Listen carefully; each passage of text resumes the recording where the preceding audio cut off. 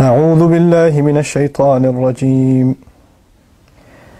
إن المنافقين في الدرك الأسفل من النار ولن تجد لهم نصيرا إلا الذين تابوا وأصلحوا واعتصموا بالله وأخلصوا دينهم لله فأولئك مع المؤمنين وسوف يؤتي الله المؤمنين أجرا عظيما.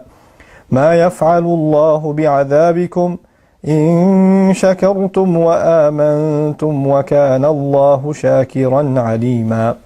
رب اشرح لي صدري ويسر لي أمري واحلل عقدة من لساني يفقهوا قولي.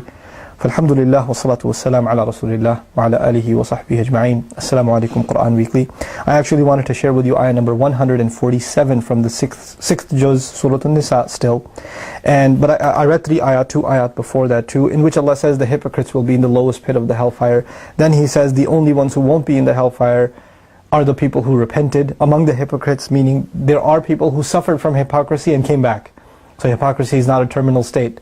You can't come back from it. You can suffer from this disease and come back to believing also. Because the door to tawbah is still open. Beautiful thing to know. وَأَصْلَحُوا وَاعْتَصَمُوا بِاللَّهِ. And they corrected themselves, they reconciled, they fixed themselves up, and they held on to Allah. وَأَخْلَصُوا دِينَهُمْ لِلَّهِ. And they made their religion sincere to Allah. Because obviously what's the problem of a hypocrite? Insincerity. They made their religion sincere to Allah. Then those are among the mu'mineen. فَأُولَٰئِكَ مَعَ الْمُؤْمِنِينَ. Now they're counted among believers. They're no longer considered hypocrites. So they came right back in, and that old label that they had on them has been shed. وَسَوْفَ يُؤْتِ اللَّهُ الْمُؤْمِنِينَ أَجْرًا عَظِيمًا. And soon Allah will give the true believers rather, a great compensation. Now, the ayah began, hypocrites will be in the lowest pit of the hellfire. When you worry about hypocrisy, this is Surah An-Nisa, 60 or so ayat are dedicated just to hypocrisy. It's a pretty serious subject, and it's pretty depressing because you start wondering, am I a hypocrite?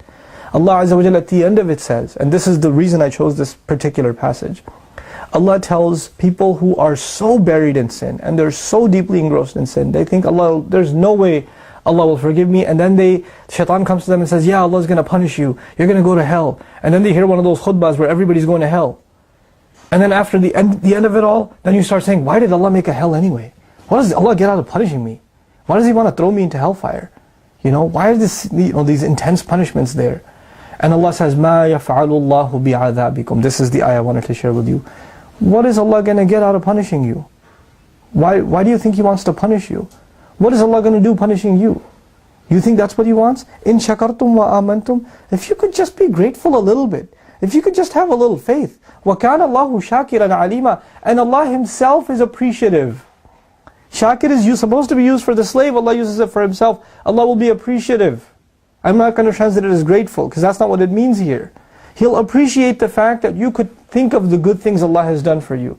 Like a great scholar whose child, like Hassan al-Basri's child, was injured, and because he loved his daughter, he ran after her, picked her up. What happens? Your hand okay? It was bleeding. And she says, Alhamdulillah, thank Allah, the one who only allowed me to be hurt here and kept the rest of my body safe. If you could just look at what to be grateful for, in shakartum, and you truly, really have faith, then Allah Himself is truly appreciative, and He knows what you're going through, whatever problems you're going through. He is not interested in punishing you.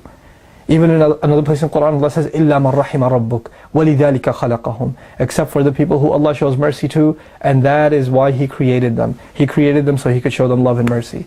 May Allah make us qualified for His love and mercy, and may Allah not let any of us lose faith in His love and in His mercy, and in the fact that the doors of Jannah are open, waiting for us to enter through them.